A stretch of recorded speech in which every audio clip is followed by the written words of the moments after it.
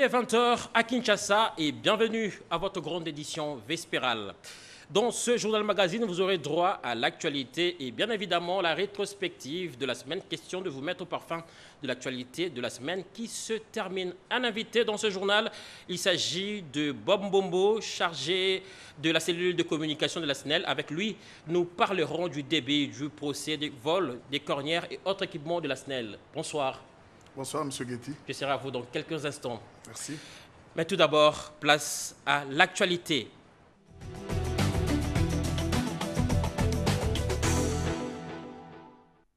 Le Kasaï central sera doté des centres de formation professionnelle.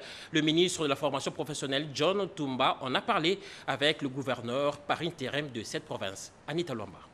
De la RDC par le truchement du ministère de la formation professionnelle arts et métiers entend bien ériger des centres pilotes de formation par excellence dans différentes provinces. Un projet qui sera mis en œuvre grâce au partenariat fructueux avec la société chinoise AVIC et le financement de Exim Bank. Mais en prélude à cela, cette rencontre entre le ministre de la formation professionnelle arts et métiers, John Toumba, le gouverneur ad interim du Kasaï central et cette équipe d'experts a été favorable pour accorder les points de vue sur la visite de prospection qui permettra de repérer un site viable. Il y a un projet qui est sur la table pour la construction des centres professionnels.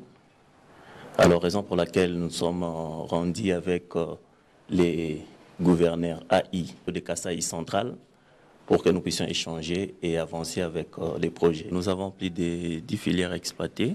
Outre les salles de classe, ces centres comprendront notamment des ateliers pour concilier directement la théorie à la pratique et un compartiment qui sera réservé à l'internement des apprenants. Notre joie y rentre dans le sens que notre province est parmi celles sélectionnées pour avoir un centre digne où nous avons beaucoup de jeunes gens, beaucoup de jeunes filles qui doivent participer à la construction de notre province. Avec ce projet du gouvernement congolais, plusieurs filières seront au menu, à l'instar des opportunités naturelles et du bassin d'employabilité qu'offre cette province. L'agro-industriel devra aussi figurer. Question de favoriser la vision du chef de l'État, Félix Antoine Tshisekedi Tshilombo, qui reste déterminé et impliqué à l'industrialisation du pays et à la revalorisation de la main-d'œuvre locale qualifiée.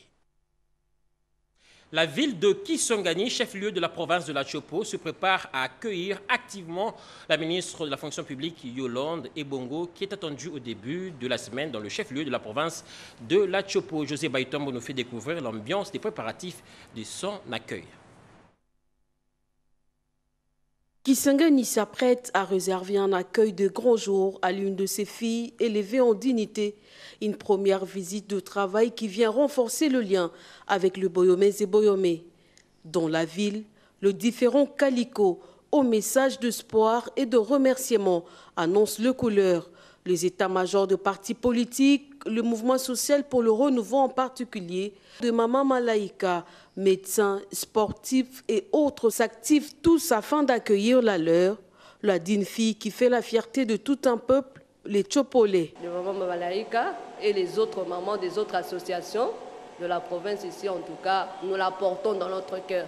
C'est un modèle aussi pour nous. Aujourd'hui, avec toutes ces casquettes, elle vient dans la Chopo, une fierté pour nous.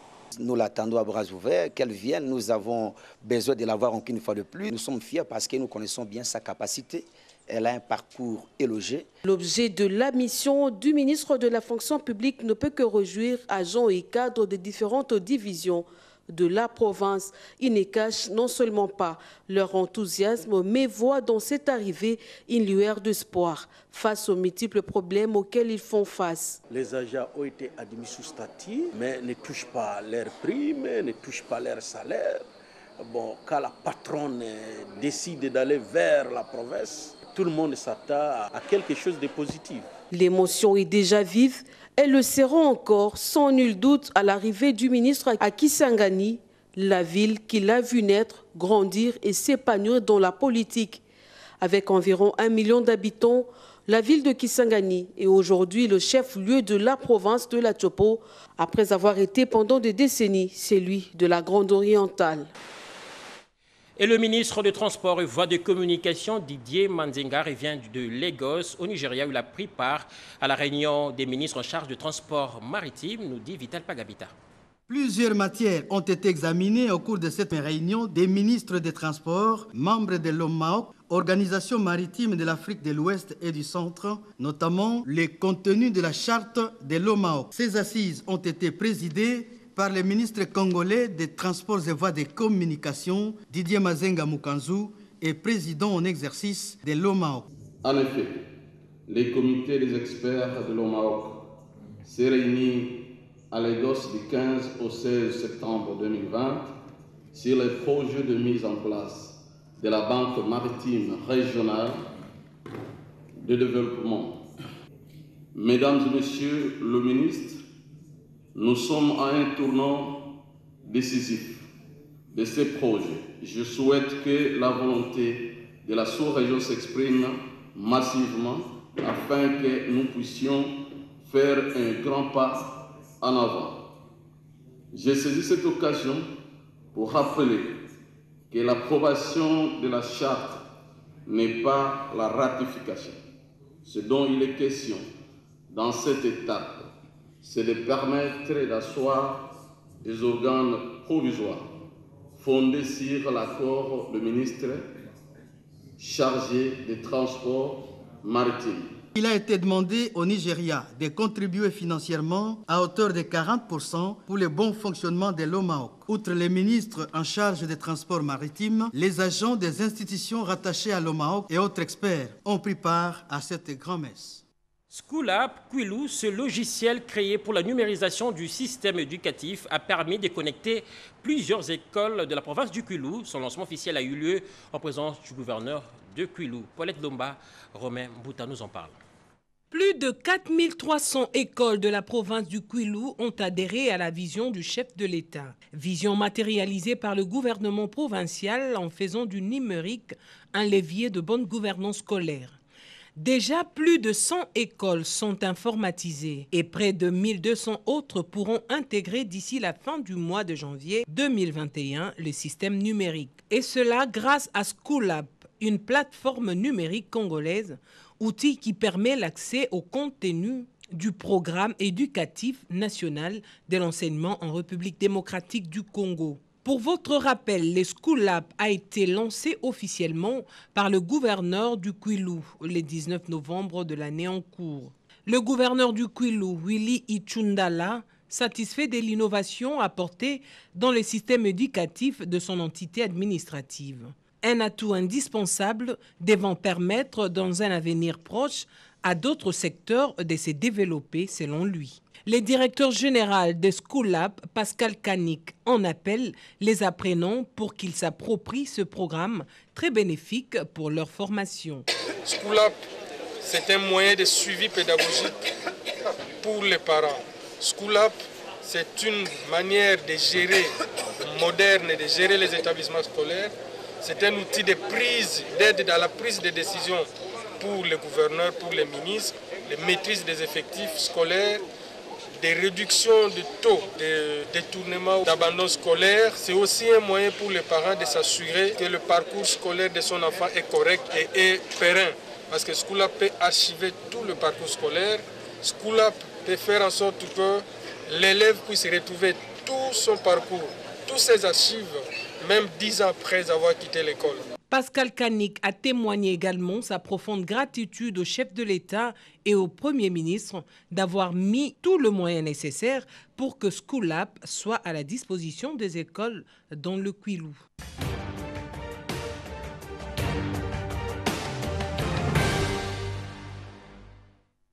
Ouvrons à présent notre rubrique rétrospective avec les consultations qui se sont poursuivies au courant de la semaine qui s'achève avec des entretiens que le président de la République, Félix-Antoine Tshisekedi, a eu avec des délégations venues des provinces du pays. La semaine du président, c'est aussi sa visite de réconfort au chevet des écoliers qui ont connu l'accident des circulations et internés au centre médical Diamant. Le président de la République a reçu également le directeur Afrique du ministère français des Affaires étrangères, émissaire de son homologue français Emmanuel Macron, qui soutient le président de la République, futur président de l'Union africaine. La semaine du président, c'est signé Pierre Kibambeso Moïsa. Débuté le 8 novembre 2020, les consultations sont entrées dans leur 3e semaine avec l'affluence des personnalités venues pour la plupart des différentes provinces soutenant la création de l'Union sacrée de la nation et des forces du chef de l'État. Le mardi 17 novembre, la journée du chef de l'État Félix-Antoine Tshisekedi Tshilombo s'est ouverte par la visite de jeunes écoliers victimes d'un accident de circulation en plein centre-ville de Kinshasa.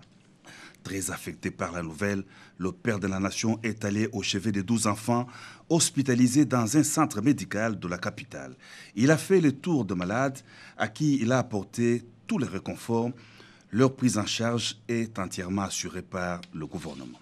L'Éthiopie sollicite l'appui politique et diplomatique du président de la République Félix-Antoine Tshisekedi Tshilombo dans les conflits du Tigré en sa qualité de premier vice-président en exercice et de futur président de l'Union africaine dès janvier 2021. C'est dans cette optique que le vice-premier ministre éthiopien des Affaires étrangères, a séjourné à Kinshasa. Il a présenté au chef de l'État la situation des conflits qui opposent l'armée fédérale éthiopienne aux forces de la région dissidente du Tigré.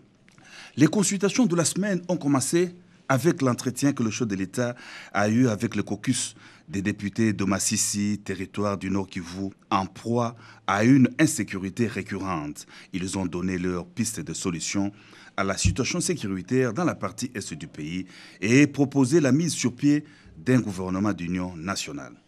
D'une province de l'Est du pays à une autre, le Sud Kivu a été aussi représenté aux consultations par une délégation des députés nationaux qui ont remis au chef de l'État leur mémo sur la situation politique, sociale et sécuritaire de leur province et du pays. Le caucus des députés du Sud Kivu a encouragé le président de la République à nommer un informateur et plaider le cas de l'honorable Vital Kamerhe. Une forte délégation des paysans kassaïens vivant au Katanga a aussi eu des entretiens avec le chef de l'État. Elle a préconisé la rupture de la coalition FCC-Cash pour contourner le blocage de l'action de l'État. Le caucus du Maniema n'est pas demeuré en reste. À l'instar d'autres notables du Grand Kivu, ceux du Maniema ont réitéré leur appui à la vision du chef de l'État et leur soutien aux décisions qui sortiront des consultations présidentielles. Excellence des relations bilatérales d'amitié et de coopération entre Paris et Kinshasa. Christophe Bigot, directeur Afrique au ministère français des Affaires étrangères, est venu le dire de vive voix au chef de l'État Félix-Antoine Tshisekedi Tshilombo, à qui il a transmis un message de son homologue français Emmanuel Macron. La France, qui appuie la RDC dans son futur mandat à la tête de l'Union africaine, se veut un fervent soutien du pays, de son unité et de son indépendance. Christophe Bigot, directeur Afrique au ministère français des Affaires étrangères, a été conduit auprès du chef de l'État par l'ambassadeur de France à RDC, François Pijola. Par visioconférence, à partir de son cabinet de travail à la Cité de l'Union africaine, le président de la République Félix-Antoine Tshisekedi Tshilombo a participé au 8e sommet ordinaire de chefs d'État et de gouvernement de la conférence internationale sur la région de Grand Lac. Favoriser la mise en œuvre du pacte en intensifiant la coopération économique régionale et le développement, c'est le thème principal du sommet. Le chef d'État et de gouvernement ont notamment échangé sur des questions relatives à la désignation du nouveau secrétaire exécutif de la CRGN, l'état des contributions des États membres au budget du secrétariat et le fonds spécial pour la reconstruction et le développement. Reçu le vendredi, l'ambassadeur de Japon, Hiroshi Karube, est venu faire ses adieux au président de la République Félix-Antoine Tshisekedi Tshilombo au terme d'un mandat de 4 ans et 4 mois en RDC. Il s'est réjoui du raffermissement des relations bilatérales entre Tokyo et Kinshasa au cours de son mandat avec la réalisation de plusieurs projets dans le cadre de la coopération bilatérale entre la RDC et le Japon. Plusieurs sujets d'actualité ont marqué la semaine qui touche déjà à sa fin. L'on retient le rapport publié par l'Inspection générale de finances sur les détournements de deniers publics au terme d'une mission d'enquête menée par l'IGF. La République démocratique du Congo, menacée par une deuxième vague de contamination à la Covid-19, le comité multisectoriel de lutte contre le coronavirus se réunit à ce sujet. Un autre sujet, l'affaire opposant le député Albert Fabrice Pouela au bureau de l'Assemblée nationale au niveau du Conseil d'État. Cet élu du Congo central exige la démission de tous les membres du bureau de l'Assemblée nationale. Une page noire, la RTNC en deuil, frappée par la disparition tragique d'un de ses meilleurs présentateurs et producteurs d'émissions, la personne de Joël Lungenza. La semaine en 5 minutes, c'est avec Marie-Louise Mbela. Au courant de la semaine qui s'achève, l'INRB alerte la progression du taux des cas infectés au coronavirus. Le comité multisectoriel des ripostes contre le Covid-19 a signalé cette recrudescence, notamment dans la ville-province de Kinshasa. Il a fait cette annonce au chef du gouvernement qui a aussitôt appelé la population à observer le respect strict des mesures préventives édictées par l'OMS et le chef de l'État pour freiner la contamination et la propagation de cette pandémie. Et face à l'accroissement des personnes infectées, le chef du gouvernement de la République, Ilunga Kamba, est revenu sur les mesures de restriction à appliquer dans la vie quotidienne pour atténuer les effets négatifs tels que l'interdiction des veillées mortuaires, toute forme de manifestation des masses et autres. Toujours dans le secteur de la santé, les autorités sanitaires ont annoncé la fin de l'épidémie de la maladie à virus Ebola à Mbandaka dans l'Équateur. L'inspecteur général des finances a rendu public le 18 novembre les résultats des 5 missions d'enquête à la clé des scandales de détournement des fonds publics, notamment en lien avec la paie des enseignants et le parc agro-industriel de Bukangalonzo. Ici, des sommes colossales des fonds publics ont été englouties. L'IGF annonce le détournement de 250 millions de dollars américains avec un contrat de gré à gré sans appel d'offres ni les garanties techniques et financières normalement requises. Désormais, le passeport congolais sera vendu à 99 dollars américains payable en francs congolais. Cette diminution drastique des prix a été saluée au sein de la société congolaise. L'actualité, c'est aussi la signature des 5 conventions dans le cadre du renforcement de la coopération militaire entre la République française et la RDC. L'une des conventions porte sur l'appui à l'organisation de la formation et au fonctionnement de l'école de guerre à Kinshasa. L'environnement et le climat au cœur de la célébration de la Journée mondiale de l'enfance, journée célébrée le 20 novembre de chaque année. La parole a été donnée aux enfants qui revendiquent leurs droits et appellent les adultes à se mobiliser pour trouver des solutions durables pour protéger la RDC contre les réchauffements climatiques et la dégradation de l'environnement. L'UNICEF, qui appuie le gouvernement de la République pour assurer un environnement sain et assaini à travers son représentant pays, a remis un rapport au Premier ministre, rapport dans lequel l'UNICEF a reconnu les efforts significatifs du gouvernement de la République dans la protection des enfants. Le 18 novembre de chaque année, le pays africain célèbre la journée des statistiques. Elle a été célébrée sous le thème « Moderniser le système statistique national pour fournir les données et les statistiques en vue de soutenir la paix et le développement durable en Afrique ». La rédaction a fait un clin d'œil sur celle qui fut l'une des grandes productrices du ciment en Afrique centrale, la cimenterie de Lubudi dans les Lualaba. Cette entreprise peine à se relancer depuis 10 ans maintenant par manque de capitaux, situation qui plonge toute la cité de Lubudi dans un chaos social indescriptible alors que ces gisements de calcaire peuvent produire des ciments jusqu'à une durée de 400 ans. Et donc la relance de cette cimenterie pourra être très salutaire. Après 10 premiers lauréats qui se sont envolés pour la France, 10 autres boursiers du programme Excellencia ont pris la direction du Royaume du Maroc pour entamer leur cursus universitaire. La première dame de la République et initiatrice de ce programme a partagé un petit déjeuner avec le jeune avant leur départ pour le pays de Mohamed VI. Denis Nyakero Tshisekedi a également reçu le docteur Senen Ourton, représentant résident du Fonds des Nations Unies pour la population, arrivé fin mandat en RDC. Alerté sur l'existence d'un lieu de détention secret de la Direction générale des migrations, le vice-premier ministre de l'Intérieur, Sécurité et Affaires coutumières, Gilbert Kankonde, a effectué une visite d'inspection de ces cachots clandestins situés au sein du bâtiment en construction de la DGM sur l'avenue Haut Commandement de la commune de la Gombe. La semaine qui s'achève est une semaine de tristesse, de consternation remplie d'angoisse, d'amertume. Et le ciel n'a pas tardé de s'assombrir sur toute l'étendue de la RTNC depuis la disparition brutale de l'un de ses journalistes. Joël Lungenza, son souffle s'est arrêté le dimanche dernier. Ses collègues, sa famille se sont effondrés et refusent d'y croire, mais il faut y croire. Très triste, sa famille communicationnelle de parler de Joël Lungenza au passé. Un journaliste dévoué, très engagé, travaillant avec abnégation, doublé d'une finesse d'esprit et aussi d'un esprit pragmatique. Dans son rôle de journaliste, il s'est fondé à la perfection car son travail le passionnait. Joël Lungenza a apporté force et dynamisme à l'équipe de la rédaction de la télévision nationale et tous ceux qui les côtoyaient ont bénéficié. Tu nous manqueras à chaque instant de nos vies.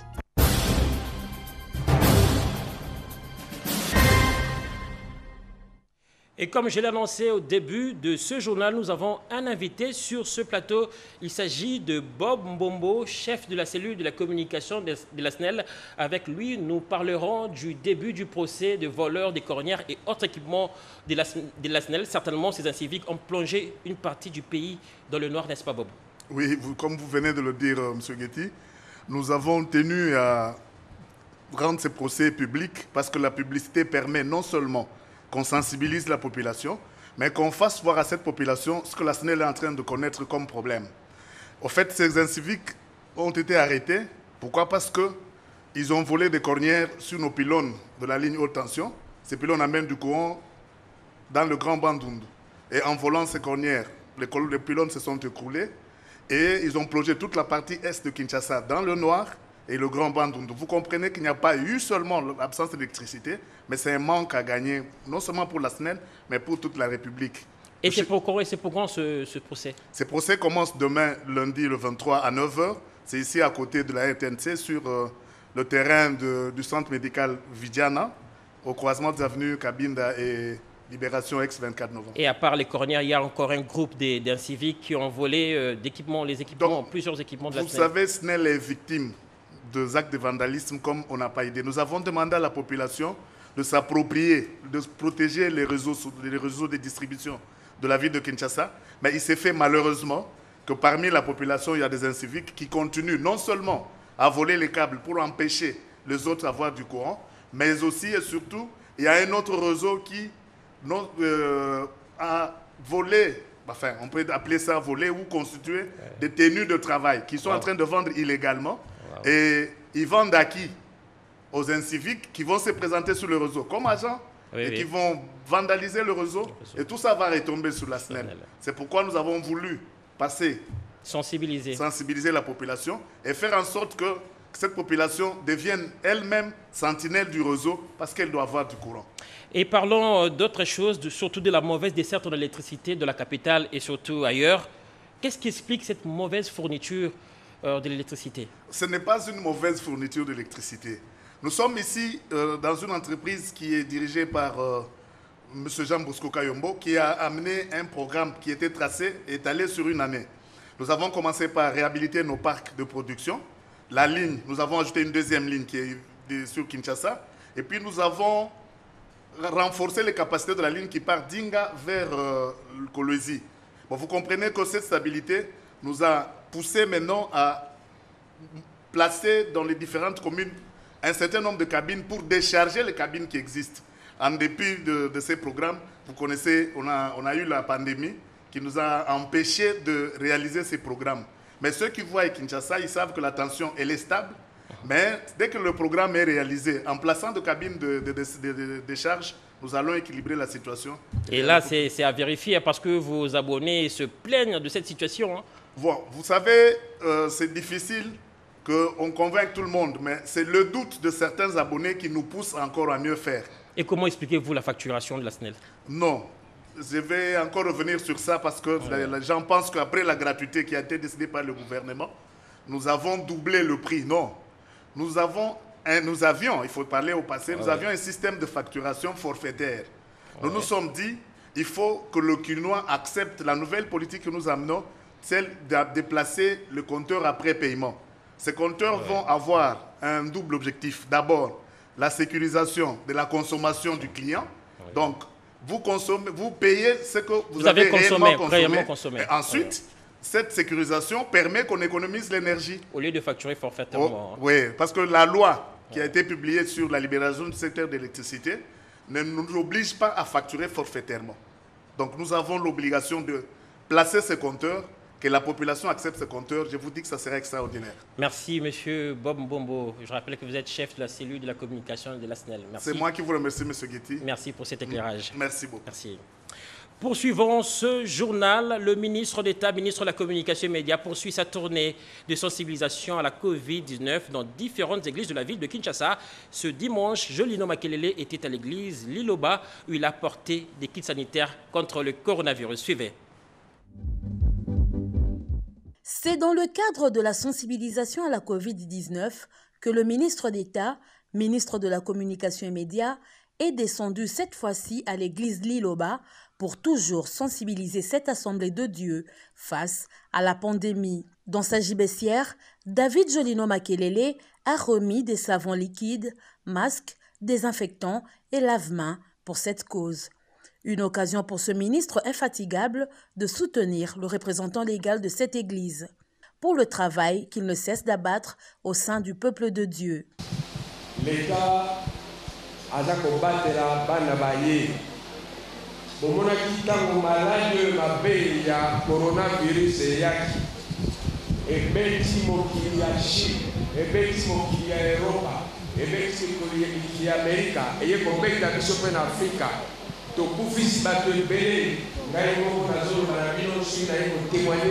parce que ça fait déjà 6 mois. Mais na koufé la paix, moto na famille na ngai. O azalaki tembe, aza kondimate de malade walese. Yango na lingi tembe zalate. Soki bomoni tawane komi zabazo la kisabiso ba signe.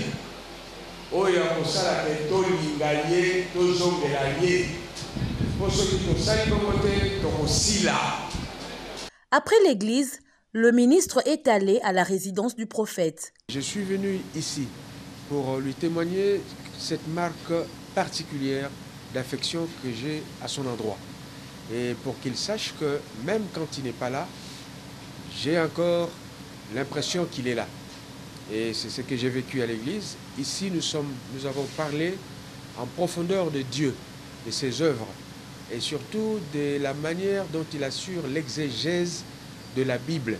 Le prophète Condé salue la visite du ministre d'État, ministre de la Communication et Médias, et estime que c'est une sorte de considération à son égard. Aujourd'hui, parce que c'est un honneur pour moi de recevoir son Excellence, le ministre de l'Information. Je remercie le bon Dieu pour cette journée que Dieu nous a donnée comme grâce. Je ne croyais pas que j'ai toujours été une fois aussi soutenu par les autorités, mais voilà qu'aujourd'hui, je me rends compte maintenant qu'on est ensemble avec nos autorités, donc ils me soutiennent aussi dans la souffrance, dans le moment du malheur. Voilà. Il faut noter que la résurgence de cette pandémie à coronavirus aura encore à multiplier des descentes de David Jolino Makelele sur le terrain afin de toujours sensibiliser la population contre cette maladie mortelle. Environnement, un nouvel ouvrage dans le domaine environnemental vient d'être porté sur le fonds baptismaux. Il s'agit du livre intitulé « Nécessité de la spécialisation de la justice environnementale en République démocratique du Congo ». Dans l'ouvrage, les sommités scientifiques congolaises plaident pour la création des tribunaux pour l'environnement et des ressources naturelles qui seraient dirigés par des magistrats de carrière formés en droit de l'environnement. Marie-Louise Mbela. La criminalité environnementale se porte bien en République démocratique du Congo à travers le saisie récurrent d'ivoire, des cailles de pangolin, des graines de moringa, pour ne citer que cela. Et cette criminalité des faune et flore en RDC est devenue un défi du droit pénal, réalité qui a conduit le professeur Augustin Ngumbi Amouri à mener de recherche dans l'ouvrage intitulé « Nécessité de la spécialisation de la justice environnementale » publié aux éditions Presse universitaire du Congo. Ces écrits sont une esquisse d'une politique criminelle afin d'arrêter l'hémorragie du trafic illicite des espèces de faune et flore sauvages en République démocratique du Congo. Comme nous les humains, les actes de braconnage et de commerce illégal des espèces de faune et de flore sauvages et leurs conséquences se multiplient en même temps que l'impunité de leurs auteurs, co-auteurs, complices, ne fait que s'accroître. Cet ouvrage est le premier en RDC à aborder des questions juridiques qui touchent les secteurs de l'environnement, ont reconnu la sommité des professeurs congolais présents à cette cérémonie des baptêmes. Ces derniers ont salué la qualité du travail et ont sollicité, en joignant l'idée de l'auteur, la création des tribunaux spécialisés en matière environnementale et ressources naturelles. Ajouté à cela, la création d'un département du droit pénal environnemental pour former des spécialistes dans les domaines. L'heureux de l'événement, le directeur général de l'ICCN qui trouve un appui scientifique dans son combat pour la préservation et la conservation de la biodiversité. Nous voulons apporter cette ode de bénédiction afin de couronner au travers de toutes les lectures qui seront faites cette nécessité de pouvoir concrétiser et réaliser le vœu tel qu'exprimé dans le sujet de ces livres. Qu'il en soit ainsi pour tous les lecteurs et nous les bénissons au nom de Jésus-Christ. Amen. Le docteur Kosmawi Lungula a ainsi porté sur le fond baptismaux l'ouvrage du professeur Augustin Ngumbi. Une première promotion des ingénieurs en génie rural formés par l'Institut national de bâtiments et travaux publics sera bientôt à l'œuvre. Ces nouveaux bâtisseurs sont appelés à participer à améliorer la qualité de vie en milieux ruraux, nous dit Médard Bouyal. L'Institut national du bâtiment et des travaux publics entend désormais se présenter comme une institution universitaire pilote dont l'une des missions est de contribuer à la transformation de la qualité de la vie en milieux ruraux. Des filières actuelles organisées au sein de l'INBTP ont un ancrage avec des problématiques liées à l'environnement, à l'eau, au climat et à l'habitat. Toutes ces questions touchent de manière directe ou indirecte des villages et des villageois présentés comme arrière-pays. Moralité, c'est l'augmentation de la fuite des cerveaux et des forces de production vers des centres de consommation. Et que la particularité est que les étudiants de génie rural, ceux-là, ils sont comme les bâtisseurs, comme tous les autres, étudiants de l'hydraulique, de bâtiments, etc. Mais la particularité est qu'ils s'occupent beaucoup plus des ruraux. Donc, ils travaillent beaucoup plus dans la construction des routes de dessert agricoles. Ils travaillent dans les aménagements hydro-agricoles. Ils travaillent dans des constructions dans les milieux ruraux, que ce soit des immeubles dans les milieux ruraux. Ils sont capables donc de faire la stabilité et ils travaillent très bien dans les cas de construction. Je peux vous dire au passage que le ministère de l'Agriculture m'a déjà fait une lettre me demandant plus de 50 étudiants de génie rural et nous n'avons produit que 25. Donc, c'est que nous sommes en moins. Donc ils vont aller, ils seront encadrés par la Banque mondiale. Et la Banque mondiale, qui dit Banque mondiale, c'est que le paiement est un peu alléchant par rapport à rester en ville. Donc ils vont y aller. Satisfait du travail réalisé, le directeur général de l'INBTP, le professeur Manitouma Mavakala Simon, a salué le climat qui a prévalu au sein de cette alma mater, malgré les effets pervers du Covid-19. Grâce à la coopération avec la Banque mondiale, l'INBTP s'est doté d'un laboratoire performant et a renouvelé le contenu de sa bibliothèque.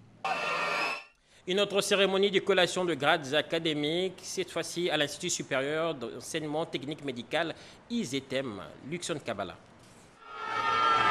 En dépit de la situation difficile causée par la disparition du promoteur de l'Institut supérieur d'enseignement technique médical ISETEM, les autorités académiques ont pu acheminer le navire jusqu'au port d'arrivée. Tous les intervenants, dont le représentant du ministre de l'Enseignement supérieur et universitaire, le bourgmestre de la commune de Makala et les représentants des lauréats, ont salué le mérite et les qualités managériales du comité mis en place. D'où les félicitations du directeur général ad intérim de l'ISETEM, Kassongolo Kila Fortuna, d'abord au staff dirigeant et aux étudiants qui se sont distingués et qui ont satisfait un grand nombre. Vous avez bravé pour venir chercher la science, pour venir rencontrer le professeur, pour venir à l'ISETEM. Soyez alpinistes, parce qu'il y a encore une autre couronne qui vous attend en licence. Il y a encore une autre couronne qui vous attend. Vous devez aller de l'avant. Soyez alpinistes pour arriver jusqu'au sommet, en montagne. Cet établissement d'enseignement supérieur organise des études en plusieurs sections telles que en sciences infirmières, sage-femme, laboratoire médical, en graduat et la santé communautaire, la biologie médicale et autres en licence, 34 ans d'expérience. Le choix de l'ISETEM se confirme être le meilleur pour l'avenir universitaire réussi. L'année académique 2019-2020 appartient désormais au passé dans plusieurs universités et instituts supérieurs de la République démocratique du Congo et à l'université de Lubumbashi. La cérémonie de collation des grades académiques a eu lieu en présence du gouverneur Jacques Kabula Katwe. Au total, 19 018 étudiants étaient inscrits à l'université de Lubumbashi pour l'année académique 2019-2020, dont 1473 ont réussi sur 4 360 inscrits à la première session au degré terminal.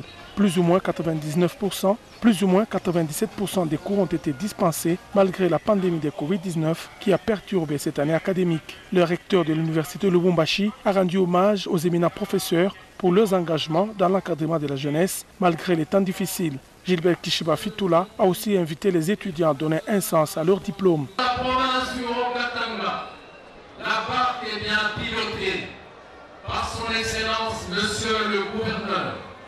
Excellence, je voudrais en peu de mots exprimer l'assurance de la gratitude de la communauté universitaire. Par la suite, l'UNILU a décerné un diplôme de mérite au gouverneur Jacques Kabula Katwe, présent à la cérémonie pour les loyaux services rendus à cet alma mater. Même diplôme aux professeurs Ekwalanga et Lungu Philomène pour leur contribution dans la lutte contre le Covid-19. Le gouverneur de province, Jacques Kabula Katwe, a dans son mot exprimé sa détresse vu que la cérémonie ne s'est pas déroulée à l'amphithéâtre de l'excellence Kalaba comme prévu suite à l'accident survenu le mardi dernier. Sur ce, une minute de silence a été observée en mémoire de l'ingénieur qui a succombé lors de cet accident.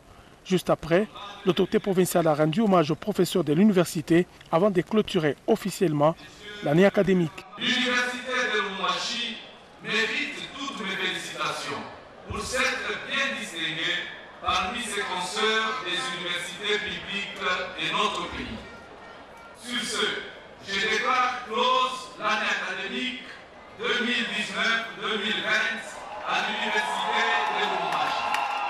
Il s'ensuivra la programmation des résultats des lauréats par les doyens, directeurs des facultés et écoles supérieures, ainsi que la collation des grades académiques. Chaque lauréat a défilé devant la parterre d'autorité pour recevoir son diplôme. Le tout s'est déroulé dans une ambiance festive.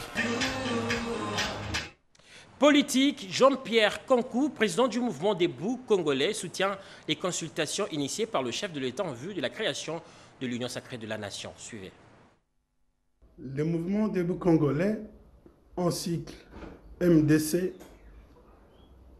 vient vers vous pour réveiller notre conscience collective par rapport au comportement affiché par l'Église catholique, représentée par la CENCO. Celle-ci n'a jamais digéré son échec à Genève. C'est avec indignation et avec tristesse profonde que le peuple congolais a constaté que l'Église catholique rame à contre-courant de la volonté du peuple congolais. Face à la situation difficile de notre pays, le président de la République a initié les consultations pour sortir notre pays d'un marasme chronique qui freine le développement de notre pays. Parallèlement, l'Église catholique a lancé un projet de consultation qui n'a qu'un seul but, c'est d'affaiblir l'autorité des chefs de l'État et de chercher à repositionner ses pions. C'est pour cela que le mouvement Debout congolais lance un appel à chaque citoyen, à chaque citoyenne, de se mettre debout comme un seul homme derrière le président de la République. Il est le seul garant de la nation et de nos institutions, les rôles que lui confère notre Constitution. C'est pour cela, chers compatriotes, ne soyons pas endormis, soyons vigilants. Le moment est crucial. Le moment est crucial pour l'avenir de notre pays. Soyons tous derrière le président de la République. Politique encore dans ce journal, Astrid Madiatoumba, présidente de l'Association pour le développement intégral du Kasaï, soutient les consultations initiées par le chef de l'État. Elle a donné de la voix. Politique. Après observation et analyse de la situation sociopolitique de l'heure, nous, Astrid Madiatoumba, députée nationale, ministre nationale honoraire et coordonnatrice de l'Association pour le développement intégral du Kasaï, soutenons les consultations nationales que mène son Excellence, Monsieur le Président de la République et chef de l'État, Félix Antoine Tshisekedi Tshilombo, et prise de paix et soucieuse du développement de notre nation en général et du Grand Kasaï en particulier, invitons à cet effet toute la classe politique congolaise ainsi que la population congolaise bénéficiaire des décisions qui seront prises à l'issue de ces consultations à accompagner les chefs de l'État, garants du bon fonctionnement des institutions du pays. Dans cette vision salvatrice, comme stipulé dans son adresse à la nation le 23 octobre 2020. Le salut du peuple et la loi suprême, fait à Kinshasa le 16 novembre 2020. Astrid Madiatoumba.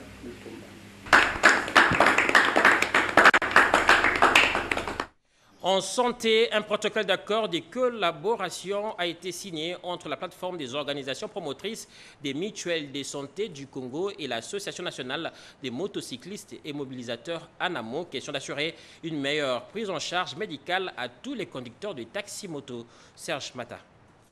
Estimé à plus de 300 000 à travers la ville-province Kinshasa, les conducteurs de taxis-motos, communément appelés Wewa, travaillent dans des conditions précaires. Pour les sortir de ces situations, un protocole de collaboration et de partenariat a été scellé entre la plateforme des organisations promotrices des mutuelles de santé et l'Association nationale des motocyclistes et mobilisateurs, ce qui s'inscrit dans la ligne droite la vision du chef de l'État Félix Antoine Tshisekedi Tshilombo, celle de la santé pour tous. Nous sommes très ravis. Nous, les motards, nous sommes une couche de la population à des fois abandonnée, à des fois exposée à des accidents, dont à des fois nous manquons de possibilités. Nous convions tous les motocyclistes de la République démocratique du Congo de pouvoir s'adhérer à cette initiative.